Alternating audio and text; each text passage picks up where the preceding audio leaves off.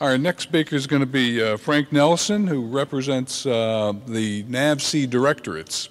So in addition to the PEOs that are associated with the Naval Sea Systems Command, we have core engineering directorates, logistics directorates, and they also participate in the SBIR program. So Frank's going to touch on some of these items. So I'm going to be really quick. I only got 3 topics. My first topic is development of explosive feedstock for commercial off-the-shelf 3D printing. The topic seeks to develop explosives feedstock for use, and everybody knows now that additive manufacturing is the new craze. Everybody's doing 3D printing, so this kind of touches on that technology. And what they're looking for is to gap the chasm that formed between additive manufacturing of explosives for the use in naval ordnance and the availability of feedback applicable to explosive printing. This is, as I mentioned before, the topic N179-060. And this particular technology will go across all platforms. So the good thing about the directive is we really don't specifically look at subs, ships, littoral. We look everywhere.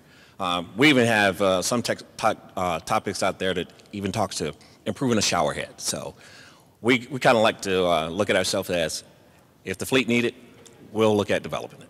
So, and this, the author of this particular topic is Dr. Samuel Emery. My next topic is actually related to this topic, is N171-070, and that is the NDE, or non-destructive evaluation of additive manufacturing.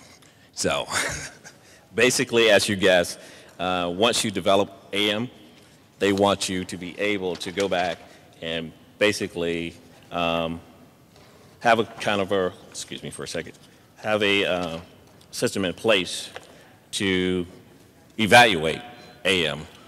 So this, excuse me for a second, this topic will enable the Navy to harness metallic capabilities for end users. The ability to inspect AM manufactured parts become a critical issue. Okay, so that's all I have for that one. And my final topic happens to be an STTR. And this topic is N178-T015, the development of explosive non-acoustic sensing on remotely operated vehicles for littoral threats. And what the objective of this topic would be to develop a novel method or technology for a combination of ambient passive sensing and controllable active sources sensing and multi-sensor function solution in order to improve subsea targeting. I know that sounds like a mouthful, but for you people out there who are saying, well, I don't know if we really do that, you probably do. They're looking for something to actively give them a picture of what's underneath. So, but that's all I have for now. Like I said, this was going to be quick. If you guys have any questions, I'll be around to do the 101, and that's all I have, Matt. Thank you. Now, Frank, let me ask this question.